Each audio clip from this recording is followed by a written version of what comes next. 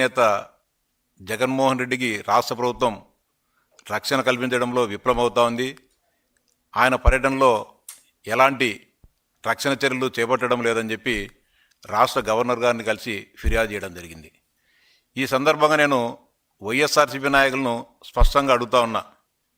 అంతేకాకుండా వాళ్ళు పదే పదే మాట్లాడుతూ ఉన్నారు, మా నాయకునికి Z+ సెక్యూరిటీ ఉంది, ఆయన భద్రతలో రాష్ట్ర ప్రభుత్వం నిర్లక్ష్యం వహిస్తోంది అనేసి. Z+ సెక్యూరిటీ అనేది మీరో నేను ఇచ్చేది కాదు జగన్మోహన్ రెడ్డి, అది కేంద్ర ప్రభుత్వము ఆ వ్యక్తికి ఉన్న ప్రమాదాన్ని అంచనా వేసి Z+ సెక్యూరిటీ ఇవ్వడం జరుగుతుంది. దక్షిణ భారతదేశంలో గతంలో ప్రస్తుత ముఖ్యమంత్రి చంద్రబాబు నాయుడు గారికి, అదేవిధంగా మాజీ తమిళనాడు ముఖ్యమంత్రి జయలలిత గారికి మాత్రమే ఉండేది. ప్రస్తుతం దక్షిణ భారతదేశంలో Z+ సెక్యూరిటీ కేంద్ర ప్రభుత్వం ఇచ్చింది ఒక ముఖ్యమంత్రి చంద్రబాబు నాయుడు గారికి మాత్రమే విషయాన్ని గుర్తించుకోవాలి. మీరు పదే పదే Z+ సెక్యూరిటీ ఉంది జగన్మోహన్ రెడ్డి గారిని మీరు మాట్లాడుతూ ఉన్నారు. Z+ సెక్యూరిటీ అనేది మీరంతకు మీరు ప్రకటించుకుంటున్నారా, లేకుంటే మీరంతకు మీరు ఇచ్చుకుంటున్నారో ఒకసారి మీరంతా కలిసి ఒక మాట మీదకి వచ్చి క్లారిటీగా ఉంటే బాగుంటుందని చెప్పి వైఎస్ఆర్సీపీ నాయకులకు చెప్తా ఉన్నా. అంతేకాకుండా భద్రత విషయంలో ఒక మాజీ ముఖ్యమంత్రికి ఎంత ఇవ్వాల్సి ఉందో ఆయన ప్రోటోకాల్ ప్రకారం రాష్ట్ర ప్రభుత్వం, రాష్ట్ర పోలీస్ యంత్రాంగం ఇవ్వడం జరుగుతుంది. రాప్తాడు పర్యటనకు జగన్మోహన్ రెడ్డి గారు వెళ్ళినప్పుడు 506 మంది పోలీస్ సిబ్బంది, 5 స్పెషల్ టీములు, 2 APSP బెటాలియన్లు ఇవ్వడం జరిగింది.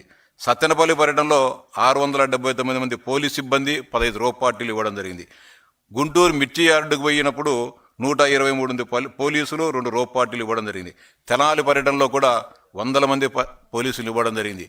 పొదిలి పర్యటనలో మహిళల మీద మీరు దాడికి పోయినప్పుడు కూడా మీకు 100 మంది పోలీసులు రక్షణగా కల్పించడం జరిగింది. అంతేకాకుండా నిరంతరం మీరు పులివెందులకు కానీ ఇడపలబాగు పోయినప్పుడు కూడా 100 మంది పోలీసులు ఉన్నారు. ఈ సందర్భంగా వారు కూడా స్పష్టంగా చేయాలి, ప్రస్తుతం మీకు ఎంతమంది రక్షణ ఉన్నారు కూడా మీకు స్పష్టంగా తెలుసో లేదో. ఇడుపులపాయలో కానీ, పులివెందుల్లో కానీ, బెంగళూరు ప్యాలెస్ దగ్గర కానీ, హైదరాబాదు లోటస్ పాండ్లో కానీ, తాడేపల్లి బంగ్లా దగ్గర కానీ ఎంతమంది పోలీసులు మీకు భద్రత ఉన్నారో మీరు ఒక స్పష్టమైన విధానాన్ని, ఒక స్పష్టమైన మాటను మీరంతా కలిసి కూడబలుకొని చెప్తే బాగుంటుందని చెప్పి మీ అందరినీ కూడా డిమాండ్ చేస్తా ఉన్నా. అంతేకాకుండా సింగయ్య మృతి కేసుకు సంబంధించి కూడా అనేక రకాలైన అవాస్తవాలను ప్రచారం చేయడం జరుగుతూ ఉంది. సింగయ్యను చనిపోయింది జగన్మోహన్ రెడ్డి గారి కారు కింద పడి, కానీ మీ పార్టీ నాయకులంతా కలిసి ఒక్కొక్కరు ఒక్కొక్క రకంగా చెప్తున్నారు. ఒకరేమో తెలుగుదేశం పార్టీ వాళ్ళు ఐటీడీ వాళ్ళు ఆర్టిఫిషియల్ ఇంటెలిజెన్స్ను ఉపయోగించి దీన్ని మార్ఫింగ్ చేశారని చెప్పి ఒకసారి చెప్తారు, ఇంకొకసారి దీన్ని కల్పితమని చెప్పి చెప్తారు. అదేవిధంగా రకరకాలుగా మీరు మాట్లాడుతున్నారు. ఈ సందర్భంగా జగన్మోహన్ రెడ్డి గారిని సూటిగా అడుగుతా ఉన్నా,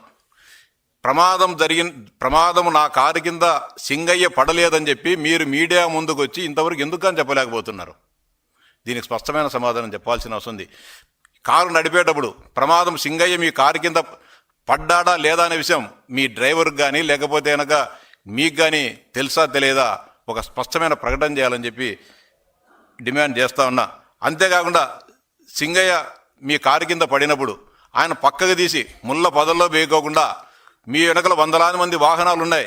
ఏమాత్రం మానవత్వం ఉన్న వ్యక్తి అయినా సరే, ఏమాత్రం ప్రజాస్వామ్యం అంటే నమ్మకం ఉన్న వ్యక్తి అయినా సరే, మనిషి జీవితం ప్రాణం ఉన్న ఎవరైనా సరే ఆలోచించేది తన కాన్వాయ్ని ఆపేసి ప్రమాదం జరిగిన వ్యక్తిని తన పక్కనున్న వారికి ఎవరికొరికి పురమాయించి ఆ వాహనాల్లో ఆసుపత్రికి చేరుస్తారు. ఎందుకు కానీ మీరు నీ వెనకల 100 మంది వాహనాలు ఉన్నా కూడా అతని ముళ్ళబదల్లో వేయాల్సి వచ్చింది. తర్వాత కూడా చెప్తున్నారు మీ సాక్షి ఛానల్లో కానీ మీకు అనుకూలమైన ప్రసార సాధనాలలో సింగయ్యను వదిలేశారు, లేకపోతే సింగయ్యను అక్కడ ఎలాంటి ప్రమాదం జరగలేదని చెప్పి మీరు రకరకాలుగా మాట్లాడుతున్నారు. అది వాస్తవం ఏదో తెలియజెప్పండి. మీ అందరికీ కూడా నేను చెప్పేది ఒకటే, జగన్మోహన్ రెడ్డి గారు కానీ లేకుంటే మీ పార్టీ నాయకులు రకరకాలుగా మాట్లాడద్దు. అబద్ధాలు చెప్పేటప్పుడైనా కూడా అదిగినట్టు ఉండాలంటారు ఎవరైనా సరే. మీరందరూ కూడా ఒక మాట మీదకి రండి. అది ఆర్టిఫిషియల్ ఇంటెలిజెన్సా, లేకపోతే కనుక మార్ఫింగా, లేకపోతే ప్రమాదమే జరగలేదా, ప్రమాదం జరిగింటే మేము గమనించలేదా అనే విషయాన్ని కూడా మీరందరూ కూడా ఒక మాట మీద రాలేకున్నారు. ప్రమాదాలు జరగడం అనేది సహజం, కానీ తప్పు ఒప్పుకోవడంలోనే మీ గొప్పతనం ఉంటుంది.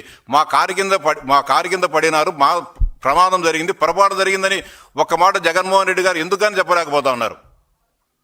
ఎందుకనో మీరు దీని మీద దాన్ని అవమానంగా భావిస్తా అభద్రతకు లోనవుతున్నారు. అంతేకాదు దీనిపైన కూడా రకరకాలుగా మీరు మాట్లాడడం జరుగుతోంది. మీరందరూ కూడా మీ పార్టీ నాయకులందరూ కూడా సింగయ్య ఏ విధంగా మృతి చెందాడనే దానిపైన ఏకాభిప్రాయానికి రావాలని చెప్పి మిమ్మల్ని అందరినీ కూడా కోరుతా ఉన్నా. అంతేకాకుండా గతంలో అంటే ఇలా గందరగోళము ఏ విధంగా ఉంటుందంటే జగన్మోహన్ రెడ్డి గారి బాబాయ్ 2019లో చనిపోయినప్పుడు కూడా ఉదయం 6:30 గంటలకు ఆయన ప్రమాదం వార్త తెలిస్తే ముందు గుండెపోటు అన్నారు. తర్వాత మళ్ళా కొంచెం సేపు గందరగోళం అయిన తర్వాత మధ్యాహ్నానికల్లా మర్డర్ అన్నారు.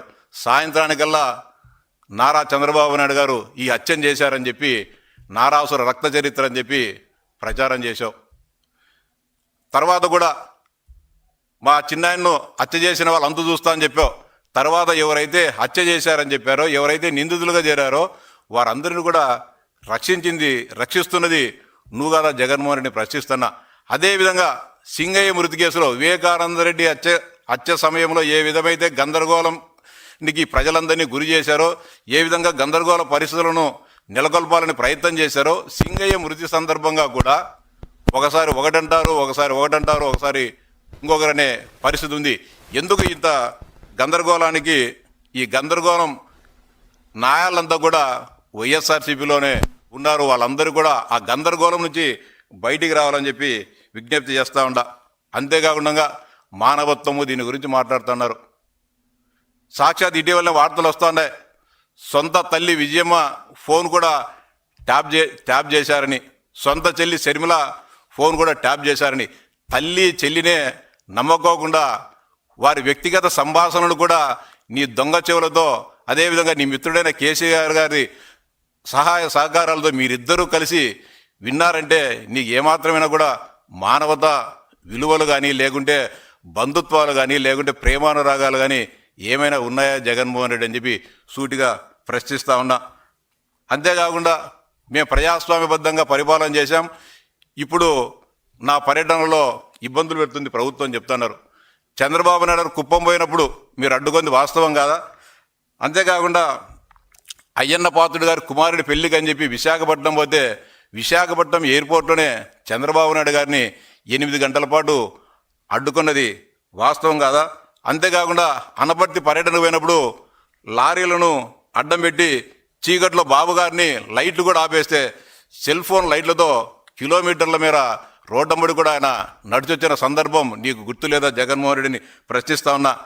మాచర్లలో తెలుగుదేశం పార్టీ కార్యకర్తను హత్య చేస్తే ఆ సంబంధిత కుటుంబాన్ని పరామర్శించేదానికి బాబుగారు ఉండవల్లి నివాసించి బయలుదేరితే ఉండవల్లి నివాసానికే తాళ్ళు గొలుసులు కట్టి వాహనాలు బయటికి రాకుండా చేసిన సంఘటనను ఈ రాష్ట్ర ప్రజలు ఎవరు మర్చిపోలేదు జగన్మోహన్ రెడ్డి అని చెప్తా ఉన్నా. అంతేకాకుండా మీ పార్టీ నాయకుడు జోగి రమేష్ సాక్షాత్తు బాబు గారి ఇంటి మీదకే దాడికి పోయిన విషయాన్ని కూడా ఎవరు కూడా మర్చిపోలేదు జగన్మోహన్ రెడ్డి అని ప్రశ్నిస్తున్నా. సాగునీటి ప్రాజెక్టుల సందర్శన కోసం బాబు గారు రాయలసీమ ప్రాంతం నుంచి పర్యటించేటప్పుడు అంగళ్ళు మీద పోతే అంగళ్ళు మీద మీ వాహనాలు పోయే దానికి కాదని చెప్పి పెద్దిరెడ్డి రామచంద్రారెడ్డి గారి సారథ్యంలో వాహనాల మీద దాడి చేసి 100 మంది కార్యకర్తలకు తీవ్రంగా గాయపరిచిన సంఘటనను ఎవరు మర్చిపోలేదు జగన్మోహన్ రెడ్డి.